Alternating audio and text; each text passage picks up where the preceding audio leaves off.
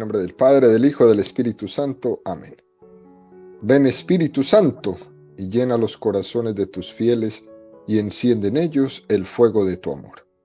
Envía tu Espíritu Creador, y se renovará la faz de la tierra.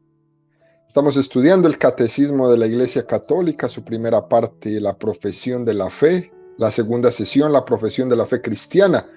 Capítulo primero, creo en Dios Padre. Artículo primero, creo en Dios Padre Todopoderoso, Creador del cielo y de la tierra. Estamos ahora en el párrafo sexto, en el tema del hombre. El catecismo aquí está dedicando 25 números a tratar este tema. Ahora estamos en el tercer apartado, donde el catecismo nos llevará a desarrollar este tema. Hombre y mujer los creó, el uno para el otro, una unidad de dos.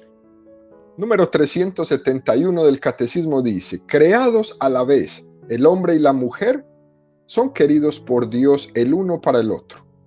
La palabra de Dios nos lo hace entender mediante diversos acentos del texto sagrado. No es bueno que el hombre esté solo. Voy a hacerle una ayuda adecuada. Ninguno de los animales es ayuda adecuada para el hombre. La mujer que Dios forma de la costilla del hombre y presenta a éste, despierta en él un grito de admiración, una exclamación de amor y de comunión. Esta vez sí que veo que ella es hueso de mis huesos y carne de mi carne. El hombre descubre en la mujer como un otro yo de la misma humanidad. Texto precioso este que nos presenta el Catecismo de la Iglesia Católica hoy, ¿no? La primera y la segunda afirmación son rotundas, ¿no? Y es que el hombre y la mujer han sido creados a la vez, a la vez. No solo se refiere cronológicamente, sino a que no son distintas etapas o estadios de la creación. Han sido queridos por Dios el uno para el otro. Esto es un número muy importante porque nos habla de una complementariedad natural. Han sido hechos el uno para el otro. Hoy en día estamos ante uno de los más grandes retos de la cultura, que se llama el relativismo. Es esa dictadura del relativismo. Una dictadura relativista es, por ejemplo, la famosa ideología de género. A la hora de afirmar que todo es relativo, el sumum del relativismo es decir que la propia naturaleza humana es también relativa y que por tanto mi condición sexual también es relativa. Esto es lo que nos ha llevado al lío en el que estamos metidos hoy día. Eso de ser hombre o de ser mujer, o la condición sexual del hombre y de la mujer según esta ideología, uno no la recibe, sino que uno la elige. Error. Error. Según ellos, yo elijo. Esto es ya la cumbre del relativismo, ¿no? En la ideología del género es esto un yo elijo. Dios no tiene nada que ver en esto. Soy un hombre por naturaleza, pero elijo ser transexual. Entonces llevo a cabo todo tipo de tratamiento hormonal, quirúrgico, para adecuarme a aquello que yo elijo. O sencillamente elige una condición bisexual o una condición homosexual. Y con múltiples combinaciones de tipos, de modos, de orientaciones y de maneras de llamarse, ¿no? Que la verdad, lo que hay en el fondo, detrás de esa concepción, es una negación de que soy criatura. Es una negación de la creaturalidad del hombre. Es decirse a uno mismo, yo no he recibido una naturaleza, sino más bien yo me la doy. Es ese egocentrismo a la máxima expresión de todo. Yo soy. Es decir, casi yo soy Dios. Es poner la libertad no integrada en la naturaleza, sino por encima de la naturaleza o incluso en contra de la naturaleza. Es una libertad al margen de la naturaleza, es como un yo al margen de la naturaleza. Nosotros, desde la concepción humanista cristiana, entendemos que el yo no se puede construir en contra de nosotros mismos, en contra de nuestro ser criatura, en contra de la naturaleza que hay en nosotros mismos. Lo primero que tiene que hacer la libertad es aceptar, es acoger, es disfrutar de su propia naturaleza. Eso es lo primero que tiene que hacer. Por eso decimos, hemos sido creados hombre y mujer, y Dios nos ha querido el uno para el otro. Hay una complementariedad obvia entre el hombre y la mujer, algo que se ve reflejado, pues, por ejemplo, en los órganos sexuales, los cuales tienen una complementariedad natural, capaz en el acto sexual de transmitir la vida. Decir que un hombre y una mujer, decir que un hombre y una mujer están hechos para transmitir la vida es algo que es obvio. Con esto no se puede pelear. Decir que un hombre y un hombre o una mujer y una mujer no pueden transmitir la vida no es decir algo incorrecto. Tampoco es algo que quiere herir o dañar a alguien. Tampoco es algo que quiere ir en contra de nadie. Solo es la expresión de algo que es obvio porque es natural. Porque es que ha llegado un momento en nuestra vida en el que decir esto es un delito. Y este tema que estamos tocando el día de hoy, ya nadie lo quiere tocar porque terminas enjuiciado, porque terminas acusado de homofóbico, porque terminas incluso en una prisión. Por tanto, queridos amigos, decir que la naturaleza masculina y femenina son complementarias es algo que es no solamente verdad, sino que es obvio. Y tiene una complementariedad biológica y psicológica que no tienen dos personas del mismo sexo. Por eso este número del Catecismo 371 nos dice, la palabra de Dios nos lo hace entender mediante diversos acentos del texto sagrado. No es bueno que el hombre esté solo. Voy a hacerle una ayuda adecuada. Génesis 2:18. Ninguno de los animales es ayuda adecuada para el hombre. Génesis 2:19-20.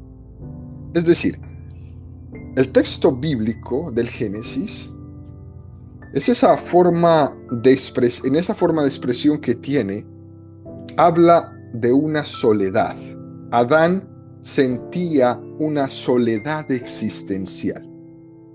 Y sí, es verdad, Adán tenía toda la naturaleza para él, pero no tenía un interlocutor en ella. Se sentía existencialmente solo, rodeado de todo lo material, pero solo. Y es la tragedia que vivimos hoy día. Hoy día todos vivimos llenos de cosas materiales, pero profundamente solos.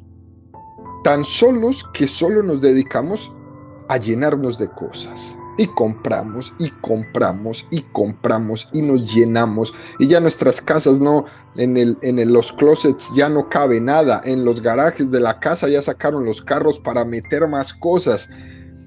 Tenemos todo. Estamos rodeados y llenos de todo, pero estamos solos. Adán en el paraíso tenía todo, pero no tenía un interlocutor. Y entonces en esa conversación de Adán con Yahvé, es cuando Yahvé dice, no es bueno que el hombre esté solo, voy a hacerle una ayuda adecuada. Es decir, que Dios pensó en estos dos sexos, en el masculino y en el femenino. Pensó también en virtud de que la persona humana tiene como un constitutivo que es su relación. Es decir, que no hemos sido creados para estar solos, que hemos sido creados para la comunión de amor, creados para hacer alianza, creados para encontrarnos. Es muy importante que se entienda que creaturalmente el hecho de que Dios creara al ser humano como hombre y como mujer tiene una finalidad. Su finalidad primera va a ser la procreación y la finalidad del encuentro de las almas, la finalidad del crecimiento, no desde la soledad, sino del crecimiento desde la comunión. La soledad no es buena como principio, aunque algunas veces es importante retirarse un poco, ¿no? Para meditar, para hablar con Dios, para encontrarnos con nosotros mismos, hacer un pequeño desierto en nuestra vida, hacer una buena confesión, hacer un momento de contemplación, como son como las personas ermitañas, ¿no? Pero esta soledad de ellos no es una soledad existencial, sino que es una soledad que les permite la comunión con Dios y en Dios con todos los hermanos. Pero este texto del Génesis no es el caso al que se refiere, ¿no? Cuando Dios dice no es bueno que el hombre esté solo, lo que se está refiriendo es que Dios no ha querido que el proyecto nuestro sea un proyecto de soledad, sea un proyecto individualista.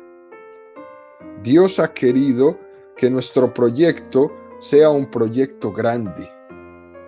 Dios forma de la costilla del hombre y presenta a éste. Despierta en él un grito de admiración, una exclamación de amor y de comunión. Esta sí que es hueso de mis huesos y carne de mi carne. Génesis 2:23.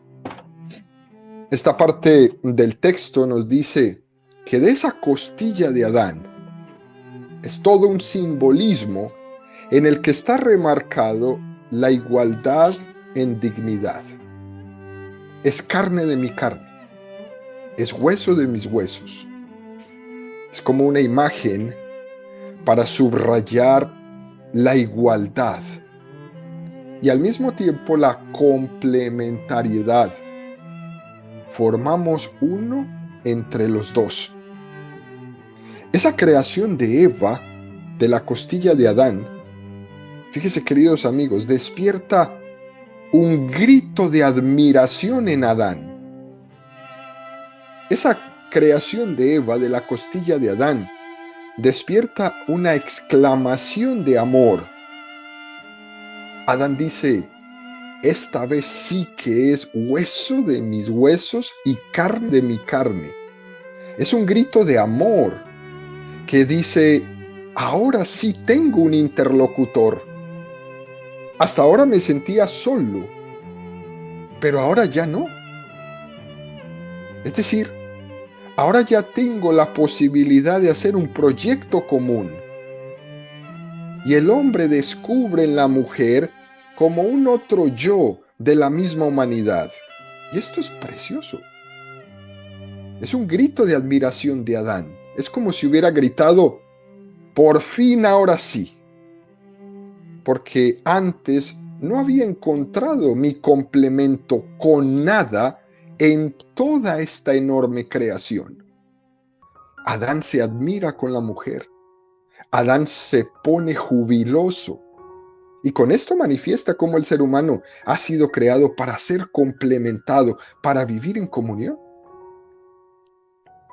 El ideal cristiano, el ideal bíblico, es el hombre en comunión. No es un hombre autónomo que hace su propio proyecto y no necesita de nadie, no. No es ese el ideal de la Biblia, ni el ideal del cristianismo. Nadie es autónomo. Dios nos creó en comunión. Imagen de su comunión intratrinitaria.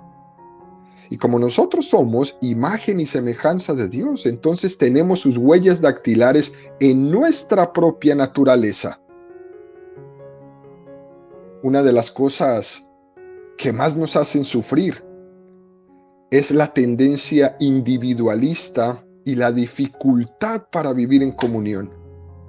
Cuando uno es muy egoísta, cuando uno no ha purificado suficientemente su egoísmo, tiene una dificultad muy grande para vivir en comunión.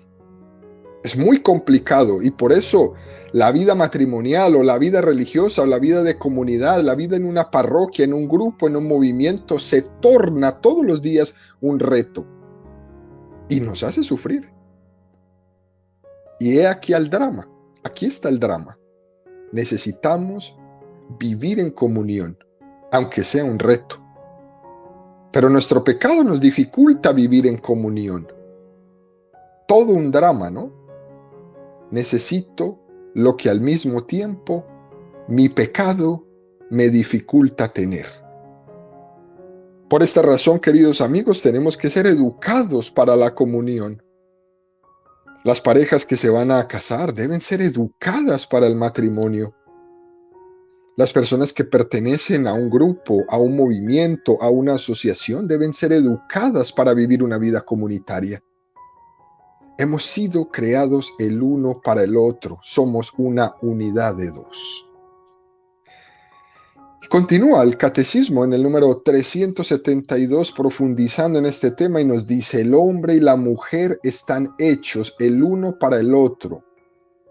No que Dios los haya hecho a medias o incompletos. Los ha creado para una comunión de personas, en la que cada uno puede ser ayuda para el otro, porque son a la vez iguales en cuanto a personas, hueso de mis huesos, y complementarios en cuanto masculino y femenino. En el matrimonio, Dios los une de manera que formando una sola carne, puedan transmitir la vida humana. Sed fecundos, multiplicaos y llenad la tierra. Al transmitir a sus descendientes la vida humana, el hombre y la mujer como esposos y padres cooperan de una manera única en la obra del Creador. Muy interesante este número, ¿no? Que lo que nos quiere decir es que estamos hechos el uno para el otro, pero no en el sentido de que nos haya hecho a medias o incompletos, ¿no? Esto es muy interesante, ¿no? Y tiene tremenda importancia. El ser humano no es que sea a media o incompleto.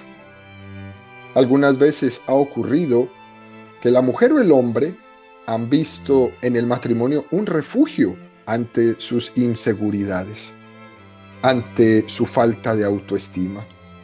Y entonces necesitan a alguien a mi lado para que me dé seguridad, porque este mundo solo es muy difícil.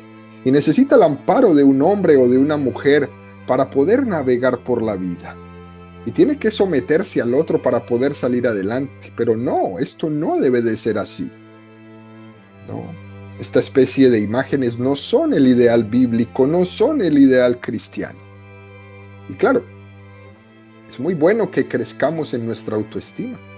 Claro que es bueno que la mujer, por ejemplo, se haya incorporado en el mundo laboral cada vez más. Son aspectos importantes para que no entendamos la complementariedad como una especie de que yo estaba incompleto, que por mí mismo no soy capaz de dar cara a la vida y entonces necesito a alguien que compense con su cercanía. No es así el ideal bíblico, el ideal cristiano.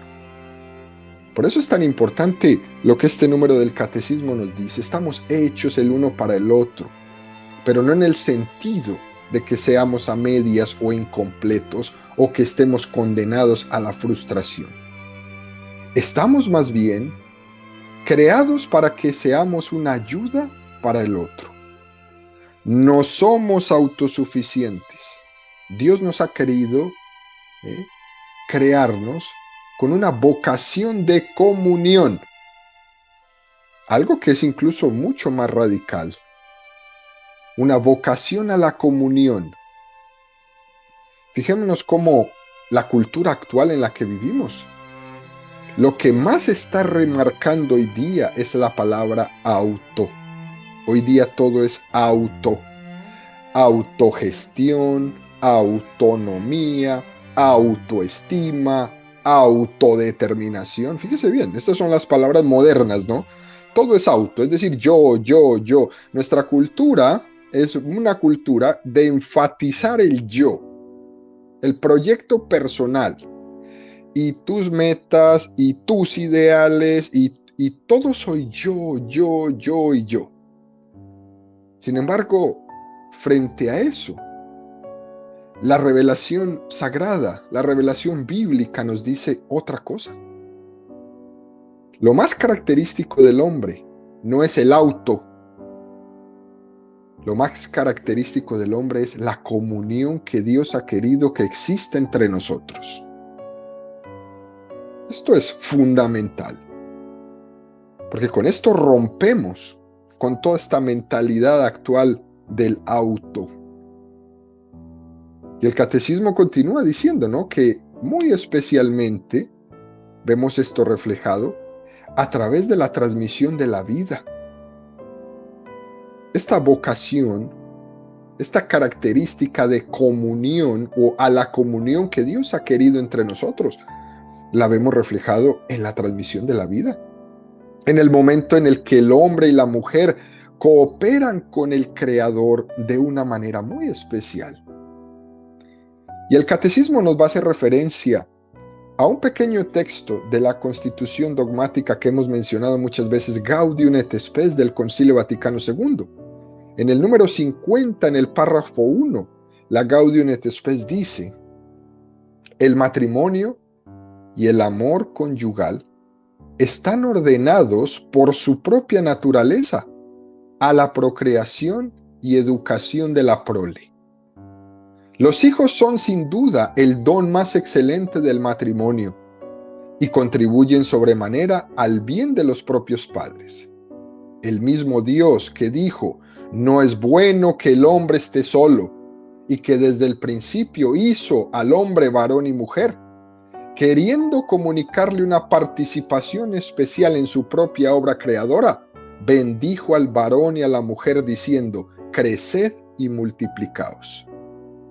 De aquí que el cultivo auténtico del amor conyugal y toda la estructura de la vida familiar que de él deriva, sin dejar de lado los demás fines del matrimonio, tienden a capacitar a los esposos para cooperar con fortaleza de espíritu con el amor del Creador y del Salvador, quien por medio de ellos aumenta y enriquece diariamente a su propia familia. Esto es un texto casi, queridos amigos, para uno arrodillarse. Es decir, que la procreación es uno de los signos más evidentes de cómo Dios ha hecho al hombre y a la mujer complementarios y los ha instruido en el plan divino de la creación del mundo. Tú y yo somos colaboradores del plan de Dios en su creación. Nunca el hombre hace nada tan digno, tan grande, como es el de transmitir la vida. Podrás hacer un cohete si quieres, para ir al espacio, para irte hasta Júpiter si quieres. Y es muy loable, supremamente loable. Pero nunca el hombre hará nada más digno que transmitir la vida. Por eso, no hay nada más indigno en la humanidad que una campaña en contra de la vida. No hay nada más indigno que una campaña pro aborto. No hay nada más indigno que una campaña pro esterilización de las mujeres, esterilización de los hombres. No hay nada más indigno que una campaña donde se le enseña a los niños y a los jóvenes a que ellos no tienen que tener hijos. Eso desdignifica al ser humano. Porque lo más digno que tú y yo tenemos es la capacidad de transmitir la vida. ¿Cuál es la obra más grande que un hombre puede hacer en esta vida? Ser instrumento de Dios en la creación. Es difícil pensar, ¿no?, que haya más grande en el ser humano que esto. Es difícil pensar.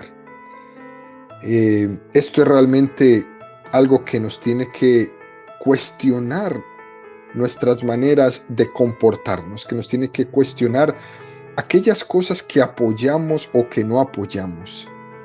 Esos pensamientos hay veces de la corriente del mundo que nos lleva incluso a flaquear en nuestra fe y en nuestras decisiones. Mucho cuidado, ¿eh? Transmitir la vida es una vocación, porque puede existir alguien que diga, pues si yo no tengo un hijo me voy a frustrar. No, tampoco. Cuidado con esto. Tener un hijo es una vocación. Algunas veces hay personas que quieren ser papás a la fuerza y van y se someten a todo tipo de tratamientos y de inyecciones, como si ser papá, como si ser mamá fuera un tipo de autorrealización. Cuidado. A veces pretendemos manipular también estos dones de Dios. Ser papá o ser mamá es una vocación y puede ser que Dios no te la dio. No significa por eso que no vas a colaborar en el plan de Dios. A lo mejor vas a colaborar del plan de Dios en otra vocación, pero no necesariamente todos llamados a colaborar en el plan de Dios como padre o como madre. La procreación no es un instrumento al que el hombre reivindica para su afirmación personal. Así como se dice por ahí, ¿no? De una manera, pues, muy mala, aunque parece que suena bien. Fíjese este lema que escuchamos, ¿no? Uno tiene en la vida ¿qué? Plantar un árbol, leer un libro y tener un hijo. ¡No! No, como si esto fuera producto del hombre, no. Uno no tiene que plantar un árbol, leer un libro y tener un hijo. ¿Acaso los hijos son para yo autorrealizarme? Si no tengo un hijo, entonces no soy. No, no es así. Es una vocación.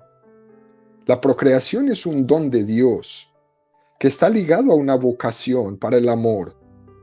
No puede ser instrumento de autorrealización del hombre. Es un don de Dios en el que el hombre y la mujer se integran. No lo podemos exigir y menos lo podemos fabricar. Por eso la iglesia nos educa y nos enseña y nos alerta tanto de todo ese tipo de tratamientos un poco antinaturales que pueden hacernos mucho más daño que bien. Pero al mismo tiempo, cuando ese don se recibe en una vocación y en un proyecto de amor, el hombre y la mujer se realizan. ¿Por qué? Porque somos instrumentos, no somos árbitros. No soy árbitro de la creación, soy instrumento de Dios y Dios se ha servido del don del amor para convertirnos en instrumentos suyos para la transmisión de la vida. Importantísimo. Descubrir esta vocación va a ser elemental en mi vida. Va a ser crucial en mi vida para poder yo plantearme cómo va a ser mi futuro. ¿Cuál es la vocación a la cual Dios me ha llamado? La vocación a la vida matrimonial, la vocación a la vida religiosa, sacerdotal o religiosa, consagrada, o mi vocación a la soltería, a una soltería digna por amor al reino de Dios. Continúa el catecismo en el número 373 diciendo, el plan de Dios. En el plan de Dios, el hombre y la mujer están llamados a someter la tierra como administradores de Dios. Esta soberanía no debe de ser un dominio arbitrario y destructor. A imagen del Creador que ama todo lo que existe, el hombre y la mujer son llamados a participar en la providencia divina respecto a las otras cosas creadas. De ahí su responsabilidad frente al mundo que Dios le ha confiado. Al mismo tiempo que el catecismo nos ha subrayado esa vocación a la complementariedad, y muy especialmente expresada esa complementariedad en la procreación de los hijos, aquí también se habla de que el hombre y la mujer están llamados a someter la tierra, a ser administradores de la creación. Dios es el alfarero del hombre y al mismo tiempo ha creado al hombre como alfarero. Dios es alfarero de alfareros. Fíjense bien, queridos amigos, el mejor líder no es el que hace las cosas solo. El mejor líder es el que suscita más líderes. El mejor líder no es el que lo hace él todo. Eso es propio de los mediocres, el pretender hacer las cosas en solitario siempre. Dios es nuestro gran ejemplo. Dios nos ha creado con una gran creatividad y nos ha dado la capacidad de poder colaborar con Él de una manera creativa. Fíjense, por ejemplo, una mamá, una ama de casa. Vaya que si tiene creatividad, ¿eh? La mamá tiene la capacidad de optimizar todos los recursos y poder llegar al fin de mes. Cuando uno abre la nevera de su casa, aunque la nevera esté llena, uno hay veces dice, no hay nada para hacer, no hay nada para cocinar, ¿no? Hay veces las mamás abren la nevera y no hay sino 2 o 3 cosas y hacen una comida deliciosa. Son capaces de crear, de optimizar los recursos. Tienen una extraordinaria creatividad para hacer de la nada cosas extraordinarias, para hacer de lo poco cosas extraordinarias, ¿no? O los padres de familia cuando procrean también son como Dios, alfareros de alfareros, ¿eh? Porque les enseña a hacer. Porque les enseña a hacer. El hombre es señor de la creación, pero no puede ser déspota ni destructor, sino que tiene que pensar en que su señorío es una participación en la providencia de Dios. No puede ser déspota ni destructor. Y es propio de la providencia de Dios el pensar en un hijo, sin dejar de pensar en el otro. Dios es capaz de pensar en el bien de todos a la misma vez. Igual que tus papás, igual que los míos, igual que yo. Somos capaces de pensar en ambos hijos al mismo tiempo, sin discriminar a uno, sin dejar de lado al otro. Nosotros tenemos un problema, ¿no? Y es que vemos incompatibilidades de uno y del otro. Si yo imprimo mi interés, va en detrimento del interés del otro. Y si yo trabajo por obtener esto, se lo tengo que quitar al otro, ¿no? Así como los bebés pajaritos cuando están ahí en su nido, llega la mamá con la comida y todos empiezan a jalarse el pedacito de comida o de carne o de grano que se lo están casi arrancando de la boca del otro, algo así. Dios nos ha llamado a participar en la providencia divina respecto a las otras cosas creadas, sin que el hombre sea enemigo del otro hombre, ¿eh? Que el hombre no sea un enemigo de la mujer o que la mujer no sea un enemigo del hombre, que no sea una especie de pelea de dignidades, más bien que podamos nosotros con toda libertad afirmar en todo momento la masculinidad y la feminidad, no afirmar la masculinidad contra la feminidad o la feminidad contra la masculinidad. Esta va a ser la clave, queridos amigos, que no hagamos una pelea de egoísmos, que no hagamos una pelea de esto, más bien que participemos de la providencia del Creador. Y de ahí es donde van a ser la responsabilidad del hombre y de la mujer frente al mundo. En resumen, ¿no? La palabra correcta es administradores. Hemos sido objetos de una encomienda. Se nos ha encomendado el mundo para vivir en comunión. Se nos ha encomendado el mundo para vivir en comunión, para hacer un proyecto en el que quepan todos. Un proyecto donde se pueda decir, aquí no sobra nadie. Y Dios nos ha dado esa capacidad de trabajar en unidad y en comunión para que tú y yo podamos transformar el mundo.